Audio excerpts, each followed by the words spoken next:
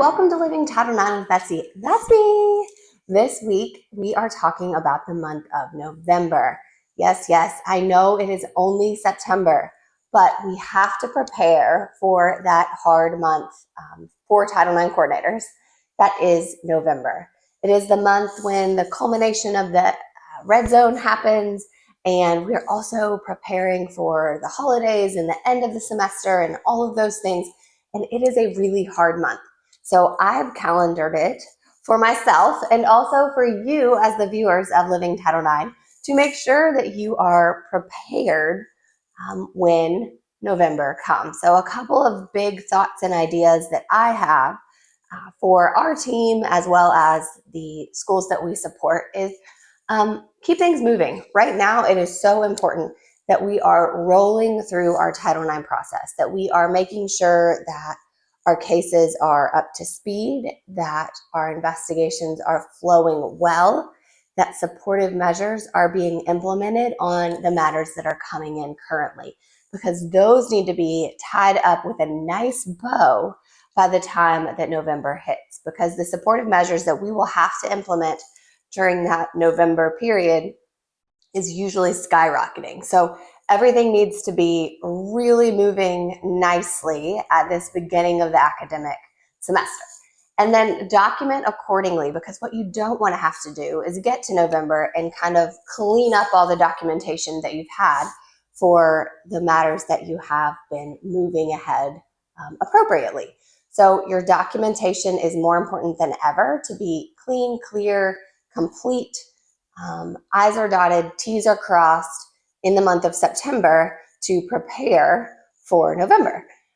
And then we want you to talk to your faculty, talk to your teachers about things that you might be needing in the month of November. Let them know also that you will get more reports toward the middle and end of the semester from incidents that may have occurred earlier in the academic year. So preparing your faculty, preparing your staff that, hey, we're going to be asking some things from you in the future. Please just know that that might be coming. And we always talk about keeping them informed throughout and having that discussion early and often with them about supportive measures. But I think September is a really good time for us to just send a quick reminder, send a quick note, let them know, hey, things are going great right now, or at least we hope they are. If they're not, let them know where some challenges exist. And then also, hey, remember, sometimes this work gets really hard as we move towards the end of the semester. Everyone's burned out. You're tired. We're tired. The holidays are out there almost within reach, and it just feels like that month of November is hard. So, and then plan ahead. So make sure that you are looking at your calendar for the month of November and being prepared to keep it as open as possible. So I don't recommend scheduling a whole lot of additional meetings in the month of November. Like I don't want that to be heavy on the meetings for other things. I really want it to be open and focused for you to spend writing reports, reviewing reports, doing intakes, all of the things that kind of culminate during that tough period. And then here's a very fun one. I would love for you to schedule a little time off in October, whether that's a fall break, just a long weekend, something to take care of yourself in the month of October to prepare yourself for November. Again, it sounds like I'm being really dramatic here, and I do feel like that a little bit, and sometimes I can get there, don't get me wrong, but from experience, I know that it hits our team so hard, and it hits you all so hard, and really we're just exhausted by the time we get to November. So we need to take care of ourselves in September and October.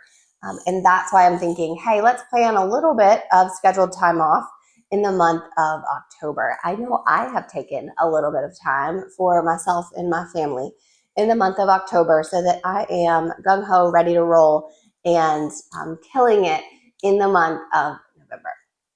Okay, I think that's all I have for you, except for a couple of reminders that you hear from us every week. We want to make sure that you're laughing at yourself, that you are supporting each other, high fives, hugs, whatever it is. Just make sure you have consent to do them. And then celebrate those small victories. So, or the big ones. Big ones are awesome too, but small ones, this is actually a small victory for me that we're recording this right now because I often forget about the challenges of November. So, small victory in that we are getting ourselves prepared in advance and not procrastinating. Awesome. I am so proud of you all. I hope that you have the absolute best week, and we will catch you next time. Bye.